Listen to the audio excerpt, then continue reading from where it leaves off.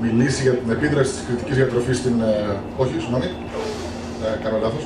Θα μας μιλήσει για την κριτική διατροφή και το πρότυπο της αντιγυρατικής δίαιτας.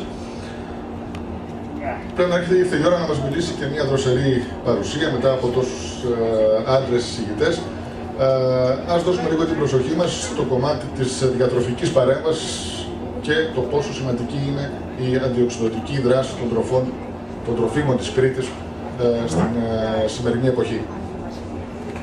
Νικόλη, ο λόγος σε εσένα. Ευχαριστώ πάρα πολύ, κύριε Διευθυντή. Καλησπέρα και από μένα πλέον. Καθώς πέρασε λιγάκι η ώρα, θα προσπαθήσω να μην σας κουράσω πάρα πολύ. Θα αναπτύξουμε μαζί το θέμα της κριτικής διατροφής και πώς αυτή μας βοηθάει να μην γεράσουμε στην ουσία γρήγορα. Τα αντιοξυδοτικά είναι τα καλύτερα συστατικά που μπορούμε να λαμβάνουμε τη διατροφή έτσι ώστε να έχουμε την καλύτερη αντιγύρανση. Όσον αφορά βέβαια τώρα αυτό που έχουμε σήμερα να συζητήσουμε, η κριτική διατροφή έχει μια μοναδική συμβολή στην υγεία, καθώς είναι ένα απόλυτα αποδεκτό μοντέλο διατροφής από την παγκόσμια επιστημονική κοινότητα και η συνεισφορά του κριτικού διατροφικού μοντέλου στο μοντέλο του ΕΦΣΥ είναι πάρα πολύ πολύτιμη. Η κριτική διατροφή θεωρείται ως διατροφικό πρότυπο υψηλών προδιαγραφών, γιατί είναι κατεξοχήν ένα υγιεινό διατροφικό μοντέλο, όπως ακούσαμε από όλους τους προηγούμενους ομιλητές. Είναι υψηλής ποιότητας παράδειγμα διατροφής που θα έπρεπε να ακολουθούμε όλοι μας και δεν είναι τυχαίο ότι οι κάτοικοι της Κρήτης παρουσιάζουν χαμηλούς δείκτες νοσηρότητας και ολικής θνησιμότητας. Γιατί όμως η κριτική διατροφή θεωρείται ως διατροφικό πρότυπο? Μελέτες μας έχουν δείξει ότι η μακροζωία των κριτικών οφείλεται στη διατροφή τους. Όπως ακούσαμε και από προηγούμενο ομιλητή, η μελέτη των 7 φορών μας έδειξε ότι στην Κρήτη στην ουσία υπάρχουν λιγότεροι θάνατοι από έμφραγμα του μυοκαρδίου και από διάφορες μορφές καρκίνου. Επίσης, η κριτική διατροφή είναι χαμηλότερος κίνδυνος σε ασθενείς με ιστορικό εμφράγματος, δηλαδή είναι η κληρονομικότητα της ασθένειας αυτής. Η παραδοσιακή κριτική διατροφή συντελεί στη διατήρηση της καλής υγείας και της μακροζωίας, γι' αυτό και οι κριτικοί θεωρούνται ως λαός ο μακροβιότερος. Ποια είναι όμως τα μυστικά της κριτικής διατροφής? Τα μυστικά έρχονται από την περίοδο του 60, οι διατροφικές συνήθειες της περίοδου του 60. Είναι η υψηλή κατανάλωση σύνθετων υδατανθράκων και φυτικών ινών, που προέρχονται από τρόφιμα όπως είναι τα δημητριακά, κυρίως τα ολικής αλέσεως, τα όσπρια, τα φρούτα και τα λαχανικά. Τα μονακόριστα λιπαρά οξέα, που κυρίως τα λαμβάνουμε από το ελαιόλαδο, το κοινό μας και πολύ καλό ελαιόλαδο, και η χαμηλή πρόσληψη κορεσμένων λιπαρών, όπου κυρίως προέρχονται από πηγές κόκκινου κρέατος, τα λεγόμενα κακά λιπαρά θα λέγαμε. Τώρα, τα ιδιαίτερα μυστικά θα λέγαμε πως στην Κρήτη κυρίως καταναλώνουμε κυπευτικά. Δημητριακά, όσπρια, ψωμί, παραδοσιακό ζυμωτό ψωμί που παράγουν οι ίδιοι οι Κρητικοί. Στην καθημερινότητά τους έχουν βότανα και φυτά από τα βουνά του νησιού, όπως είναι το θυμάρι, ο βασιλικός και ο δυόσμος. Η κατανάλωση τώρα των ψαριών και των θαλασσινών θα λέγαμε ότι είναι ιδιαίτερα υψηλή και εκεί έχουμε την πρόσληψη των πολύτιμων ω3 λιπαρών οξέων, των καλών λιπαρών. Υπάρχει μια ποικιλία γεύσεων. Πολύ σημαντικό είναι το κρασί που καταναλώνουν από τοπικά αμπέλια που οι ίδιοι παράγουν. Η κατανάλωση τώρα γαλακτοκομικών και κόκκινου κρέατος και πουλερικών θα λέγαμε ότι είναι μέτρια. Βέβαια το κόκκινο κρέας θα λέγαμε ότι είναι ιδιαίτερα περιορισμένο σε εκείνη την περιοχή. Και λέξεις όπως το πρόχειρο φαγητό ή οι τυποποιημένες τροφές, όλα αυτά που εμείς έχουμε καθημερινά στο διαιτολόγιό μας, είναι άγνωστες λέξεις για εκείνους και φυσικά δεν γνωρίζουν από τέτοιου είδους διατροφή. Γιατί όμως θα λέγαμε ότι η Κρήτη είναι μοναδική και η διατροφή της είναι ιδιαίτερα καλή? Κυρίως γιατί παράγει το ελαιόλαδο, το οποίο είναι η καλύτερη πηγή λίπους, όπως και οι ελιές.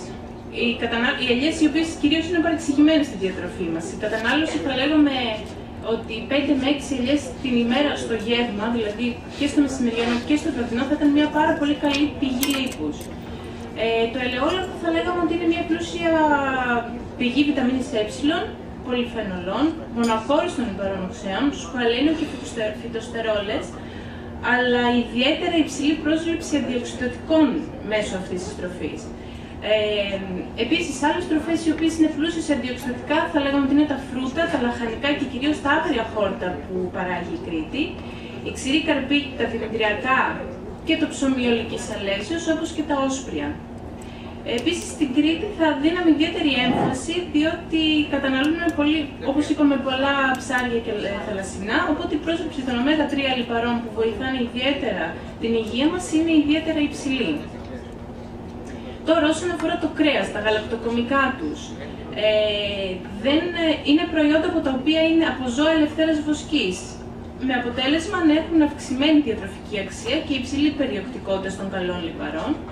Καταναλώνουν αρκετά κριτικά σαλιγκάρια, τα οποία έχουν περισσότερα ω3 από τα σαλιγκάρια άλλης χώρας, όπως παράδειγμα της Γαλλίας που είναι κοινά. Τα θαλασσινά που καταναλώνουν έχουν ιδιαίτερα υψηλή περιεκτικότητα σε σελήνιο, ένα πάρα πολύ καλό αντιοξυδοτικό, και το κόκκινο κρασί τους έχει την ιδιαίτερη ουσία, την ρεσβερατρόλη, ακόμη ένα καλό αντιοξυδοτικό που έχει ισχυρή καρδιαγγειακή δράση. Τώρα, ο πλούτος της Κρήτης θα λέγαμε ότι είναι οι σπόροι και τα καρύδια. Θα αναφέρω και πάλι τα ω3 λιπαρά οξέα. Τα άγρια χόρτα, όπως είναι το σταμναγκάθι, το οποίο περιέχει πάρα πολλές βιταμίνες όπως η βιταμίνη C, η K, το β-καροτένιο και οι πολυφενόλες. Αντράκλα, η κοινή γλιστρίδα, πάλι πολύ καλή πηγή ω3 λιπαρών οξέων και όπως βλέπετε δίνουν ιδιαίτερη έμφαση σε αυτά τα λιπαρά. Βιταμίνες πάλι C, ε και σελήνιο. Επίσης παράγουν πάρα πολλά λαχανικά, φρούτα, ξηρούς καρπούς και όσπρια, τα οποία περιέχουν το αντιοξυδοτικό μας το σελήνιο, φιλικό οξύ, βιταμίνες C, ε, πάρα πολλές αντιοξυδοτικές ουσίες, οι οποίες ενισχύουν την αμυντική ικανότητα του οργανισμού μας. Τώρα, αφού είδαμε ποια είναι η κριτική διατροφή και τι περίπου μας κάνει, εν συντομία βέβαια, γιατί θα μπορούσαμε να πούμε πάρα πολλά για την κριτική διατροφή, ας περάσουμε λιγάκι να δούμε τι γίνεται και σε κυταρικό επίπεδο. Και να ξεκινήσω αρχικά από αυτήν την πολύ καλή εικόνα που βλέπετε, θα παρομοιάσουμε τη ζωή μας ή τουλάχιστον τον οργανισμό μας, αν σας είναι πιο εύκολο, με μια γέφυρα. Η οποία γέφυρα έχει κάποια υποστηλώματα. Θα λέγαμε πως είναι η διατροφή, το φύλλο, η άσκηση καθημερινή, γενικά ο καλός τρόπος ζωής.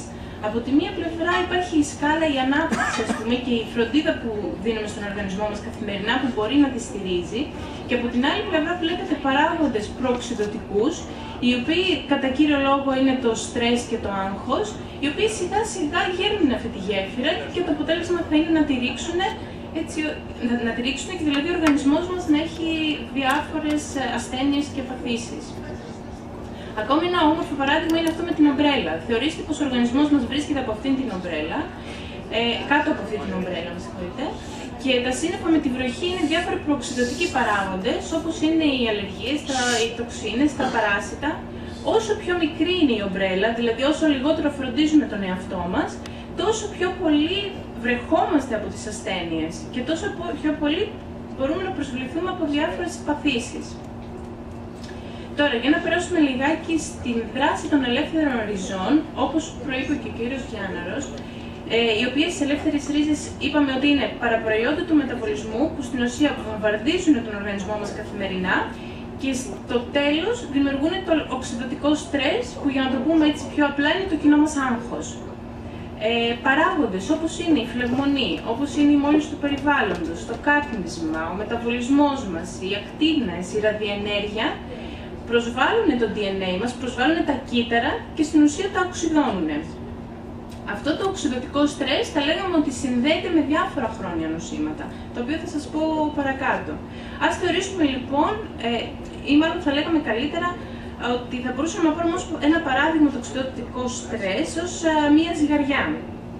Από τη μία πλευρά έχουμε την έκθεση σε οξυδωτικούς παράγοντες, δηλαδή τους παράγοντες οι οποίοι καταστρέφουν τα κύτταρα, και από την άλλη πλευρά έχουμε την αντιοξυδωτική ικανότητα του οργανισμού, είτε ενδογενής αντιοξυδωτική ικανότητα είτε εξωγενής. Η εξωγενής, όπως καταλαβαίνετε, είναι η διατροφή μας. Για να υπάρχει αρμονία στον οργανισμό μας και η υγεία μας να είναι σε φυσιολογικά επίπεδα και καλή, θα λέγαμε ότι η ζυγαριά θα έπρεπε να ισορροπεί στην καθημερινότητά μας. Εάν λοιπόν η έκθεση εξωγενικούς παράγοντες είναι μεγαλύτερη, τότε καταλαβαίνετε ότι είμαστε εκτεθειμένοι σε διάφορες ασθένειες και παθήσεις και είμαστε πιο ευάλωτοι. Όπως σας ανέφερα, υπάρχουν διάφορες επιπτώσεις του οξυδωτικού στρες στην υγεία μας. και συνδέεται έτσι με διάφορα νοσήματα. Όπως βλέπετε από αυτό το σχήμα, υπάρχει μια αλληλεπίδραση του οξυδωτικού στρες με διάφορους διατροφικούς παράγοντες και που έχουμε διάφορες έτσι οξυδωτικές βλάβες. Για να σας είμαι έτσι να είναι λίγο πιο κατανοητό, βλέπετε εδώ πέρα έναν πίνακα με διάφορες ασθένειες που σχετίζονται με το οξυδωτικό στρες. Ας πάρουμε την παχυσαρκία ως την πιο απλή πάθηση και να προχωρήσουμε και την πρόωρη γύρανση και να προχωρήσουμε σε αλκοόλη κολίτιδα, σε ζαχαρόδι διαβήτη και φυσικά και στον καρκίνο. Όταν η πρόσληψη αντιοξυδωτικών είναι χαμηλή, είμαστε σίγουρα εκτεθειμένοι και ιδιαίτερα αν υπάρχει κληρονομικότητα, στην εμφάνιση του καρκίνου. Για να σας γίνει λίγο πιο κατανοητό το τι σημαίνει ο οξυδωτικός στρες, σας έχω ένα πολύ απλό παράδειγμα. Θα δείτε, όπως βλέπετε στην αριστερή φωτογραφία, έχουμε ένα καινούριο αυτοκίνητο. Το οποίο αυτοκίνητο το συντηρούμε, το χρησιμοποιούμε καθημερινά και το φροντίζουμε. Στη δεξιά εικόνα θα δούμε ένα αυτοκίνητο το οποίο είναι παρατημένο, είναι εκτεθειμένο σε οξυδωτικούς παράγοντες και προοξυδωτικούς. Όπως βλέπετε, σιγά σιγά από τη στιγμή που δεν υπάρχει η συντήρηση, το αυτοκίνητο οξυδώνεται. Με αποτέλεσμα να μην μπορούμε να το χρησιμοποιήσουμε και να μην μπορούμε να κάνουμε τη δουλειά μας, να οδηγήσουμε στην ουσία, το πιο απλό που μπορεί να κάνει το αυτοκίνητο. Έτσι ακριβώς είναι και ο οργανισμός μας. Όταν δεν θα το φροντίσουμε και θα τον αφήσουμε εκτεθειμένο σε διάφορους οξυδωτικούς και προοξυδωτικούς παράγοντες, κάπως έτσι θα γεράσει και δεν θα μπορέσει να μας προσφέρει την παραμικρή λειτουργία, που θεωρούμε ότι είναι και αυτονόητη. Τώρα, πώς θα μπορούσαμε όμως να συνδέσουμε την αντιοξυδωτική διατροφή και ποια είναι η σημασία της? Μια διατροφή που είναι πολύ πλούσια σε αντιοξυδωτικά αποτρέπει στην ουσία την κυταρική καταστροφή. Ενισχύει την ανοσιακή λειτουργία, λειτουργεί κατά της γύρανσης και διάφορων χρόνιων νοσημάτων. Όπως είπαμε, είναι αντικαρκινική και αντιδιαβητική η δράση της. Και φυσικά αναφέρεται στα πιο ποιοτικά χαρακτηριστικά των τροφίμων, όπως πολύ σίγουρα έχετε ακούσει πάρα πολλές φορές εμείς οι διατροφολόγοι να φωνάζουμε και να λέμε ότι τηρήστε την εποχικότητα των τροφίμων. Είναι πολύ σημαντικό να καταναλώνουμε φρούτα και λαχανικά της εποχής, που δόξα τω Θεώ η φύση μας χαρίζει πάρα πολλά φρούτα και λαχανικά, έχουμε μια χαρισματική γη και έχουμε πάρα πολλές επιλογές. Είναι καλό λοιπόν κάθε μήνα να τηρούμε αυτή την εποχικότητα για να έχουμε πρόσληψη πολλών αντιοξυδωτικών και βιταμινών και αντίθετα να μην έχουμε πρόσληψη χημικών ή διάφορων άλλων ουσιών. Οι πιο δημοφιλείς τώρα αντιοξυδωτικές ουσίες θα λέγαμε ότι είναι η βιταμίνη C, την οποία μπορούμε να τη βρούμε στο πορτοκάλι, στο ακτινίδιο και στην πιπεριά. Φυσικά και σε άλλα τρόφιμα, αλλά αυτά είναι τα πιο καλά τρόφιμα με βιταμίνη C. Όπως επίσης και η βιταμίνη E που θα τη βρούμε στους ξηρούς καρπούς και όπως είπαμε και στο ελαιόλαδο. Άλλες τώρα ουσίες που περιέχουν αντιοξυδωτικές ουσίες είναι το β-καροτένιο, που θα το συναντήσουμε στα καρότα, στα βερίκοκα, στο πεπόνι, η ρεσβερατρόλη που φυσικά είναι στο κόκκινο το κρασί, η ολευροπαΐνη που είναι στο ελαιόλαδο και φυσικά το λικοπένιο, το οποίο στους περισσότερους είναι γνωστό, το μπορούμε να το συναντήσουμε στις ντομάτες, το καρπούζι, τις φράουλες και σε άλλα τρόφιμα. Γενικά όμως θα λέγαμε ότι οι αντιοξυδωτικές ουσίες στο σύνολό τους υπερβαίνουν τις 4.000 ενώσεις, κάτι που σημαίνει ότι δεν μπορούμε μόνοι μας και αντλώντας έτσι να συγκεντρώσουμε τόσες μονάδες καθημερινά αντιοξυδωτικών για να έχουμε μια ποιοτικώς καλή διατροφή. Για το λόγο αυτό, όπως έχετε στο μυαλό σας τις θερμίδες στα τρόφιμα, υπάρχει και ο δείκτης ORAC, που στην ουσία είναι μονάδα μέτρησης των αντιοξυδωτικών. Επειδή θέλαμε η καθημερινή πρόσληψη αντιοξυδωτικών να είναι υψηλή, καθώς είναι σημαντική για την υγεία, έχει καθιερωθεί ο δείκτης ORAC, που θα σας δείξω παρακάτω ένα παράδειγμα πώς ακριβώς υπολογίζεται και έτσι μπορούμε να καταλάβουμε πόσες μονάδες ORAC μπορούμε να έχουμε καθημερινή πρόσληψη. Έχετε στο μυαλό σας ότι οι μονάδες ORAC που πρέπει να προσλαμβάνουμε καθημερινά είναι 5 με 7.000 μονάδες ORAC. Για παράδειγμα, θα λέγαμε ότι, ή μάλλον σας το πω λίγο διαφορετικά, να καταλάβετε ποιος είναι ο δείκτης ORAC. Είναι τα αρχικά των λέξεων Oxygen Radical Absorbance Capacity, δηλαδή ικανότητα απορρόφησης ριζών οξυγόνου, δηλαδή των ελεύθερων ριζών τα καταστραμμένα κύτταρα του οργανισμού. Σκεφτείτε λοιπόν ένα πορτοκάλι, το οποίο θα λέγαμε ότι μπορεί να έχει 100 θερμίδες. Στην περίπτωσή μας λέμε ότι έχει για παράδειγμα 1819 μονάδες ORAC. Η καθημερινή πρόσληψη είναι 3 με 5.000. Φυσικά μπορούμε να έχουμε μια πρόσληψη και μεγαλύτερη από αυτές τις μονάδες, αλλά αυτές είναι η καθημερινή μας ανάγκη. Οπότε ένα πορτοκάλι μόνο θα μας χαρίσει τουλάχιστον 2.000 μονάδες ώρα. Σκεφτείτε αν θα φάμε και μια σαλάτα ή αν θα φάμε ακόμη ένα φρουτάκι, ότι είμαστε καλυμμένοι. Είναι πάρα πολύ απλό στη διατροφή μας λοιπόν να προσθέσουμε τα αντιοξυδωτικά. Σίγουρα είναι γνωστό σε όλους σας η μεσογειακή πυραμίδα. Κάπως έτσι είναι και η πυραμίδα των αντιοξυδωτικών μας. Η κατάταξή της ξεκινάει από τη χαμηλότερη, η κατάταξη των τροφίμων γίνεται από τη χαμηλότερη, δηλαδή από τη βάση, προς την υψηλότερη αντιοξυδωτική ικανότητα που είναι η κορυφή. Κάποια τρόφιμα τα οποία είναι πολύ πλούσια σε αντιοξυδωτικά θα λέγαμε πως είναι τα δαμάσκηνα, τα φασόλια, τα πράσινα τα φασολάκια, οι αγκινάρες. Γενικά όπως βλέπετε είναι πολλά φρούτα και λαχανικά. Επίσης είναι το αλκατέργαστο, το ρύζι και η μαύρη σοκολάτα. Τώρα, πώς μπορούμε όμως να συνδυάσουμε την κριτική διατροφή με την αντιοξυδωτική? Η κριτική διατροφή ως επιτοπλίστων περιέχει όλες αυτές τις αντιοξυδωτικές τροφές. Με το πλεονέκτημα ότι περιέχει και άλλες τροφές οι οποίες μας βοηθάνε ακόμη περισσότερο και κυρίως τροφές που είναι πλούσιες σε ω3 λιπαρά οξέα, όπως είναι τα ψάρια και τα θαλασσινά, που μας βοηθάνε ακόμη περισσότερο στην πρόσληψη των αντιοξυδωτικών και στην πρόληψη των ασθενειών. Η κριτική διατροφή όμως δυστυχώς σήμερα δεν είναι ίδια με αυτή του παρελθόντος. Οι διατροφικές επιλογές των κριτικών έχουν αλλάξει και έχουν απομακρυνθεί κυρίως από τις παραδοσιακές. Ο τρόπος ζωής τους έχει γίνει πιο δυτικοποιημένος και το μεγαλύτερο κακό θα λέγαμε ότι τα παιδιά μας πλέον καταναλώνουν περισσότερα κορεσμένα, δηλαδή τα κακά λιπαρά στην διατροφή τους. Και έχουν μειώσει τα μονοκόρεστα λιπαρά οξέα σε ένα σημαντικό ποσοστό του 59%. Τι άλλαξε όμως τη διατροφική συμπεριφορά των κριτικών και λέμε ότι δεν είναι ίδια με του παρελθόντος? Από έρευνες που έχουν γίνει από το 1980 παρατηρήσαμε πως υπάρχει μια αύξηση στην κατανάλωση του κόκκινου κρέατος, των τυποποιημένων τροφών και των τυριών που είναι πλούσιων σε λιπαρά. Και δυστυχώς έχει γίνει μείωση στην κατανάλωση των ψαριών, του ψωμιού ολικής αλέσεως, της πατάτας και φυσικά του κρασιού. Το θετικό είναι ότι δεν έχει αλλάξει η κατανάλωση των δημητριακών και κυρίως των ολικής αλέσεως. Αυτή η κατανάλωση παραμένει σταθερή και είμαστε ιδιαίτερα χαρούμενοι γι' αυτό, γιατί τουλάχιστον έχουμε μια πολύ καλή πηγή αντιοξυδωτικών. Τώρα, η υγεία των σημερινών κριτικών δυστυχώς και πάλι μεταβάλλεται αρνητικά, καθώς παρουσιάζονται αυξημένα λιπίδια του αίματος, η χολυστερόλη μας, όπως και η υπέρταση. Και υπάρχει η αύξηση περιστατικών της στεφανίας νόσου, του ζαχαρώδη διαβήτη, διαφόρων μορφών καρκίνου και παιδικής αλλά και ενηλίκων παχυσαρκία. Κάτι το οποίο προσπαθούμε να καταπολεμήσουμε.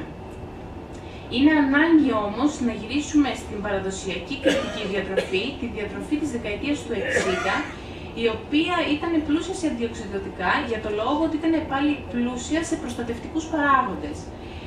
Επίσης, η κριτική διατροφή θα λέγαμε πως αποτελεί έμπνευση και γενέτειρα παγκόσμιων διατροφικών αξιών και αποτελεί πρότυπο διατροφής που μειώνει τον κίνδυνο εμφάνισης χρόνιων νοσημάτων αλλά και παχυσαρκίας που πλέον στη χώρα μας είναι ιδιαίτερα υψηλή. Το συμπέρασμά μας λοιπόν από όλη αυτή την εισήγηση θα λέγαμε πως η κριτική διατροφή είναι ιδιαίτερα μοναδική και πως είναι χρέος μας να την προστατέψουμε και να μεταδώσουμε στα παιδιά μας αυτές τις διατροφικές συνήθειες έτσι ώστε να μπορέσουμε να καταπολεμήσουμε και την παχυσαρκία αλλά και διάφορες άλλες ασθένειες οι οποίες είναι πολύ πιο σοβαρές και δυστυχώς στις μέρες μας ο αριθμός έχει ιδιαίτερα αυξηθεί. Σας ευχαριστώ πάρα πολύ. Ευχαριστούμε πολύ την κυρία Τσιάνη για τα πολλά ωραία που μας είπε. Θα έλεγα να περάσουμε γρήγορα και στην επόμενη εισήγηση, να αφήσουμε λίγο τις ερωτήσεις των τελευταίων ομιλητών για το τέλος, έτσι ώστε να έχουμε συγκεντρώσει, σημειώστε στο σημειωματάριό σας τις ερωτήσεις, για να έχουμε χρόνο να μπορέσουμε να μιλήσουμε στη συνέχεια. Ο επόμενος ομιλητής είναι ο κύριος Φασουλάκης.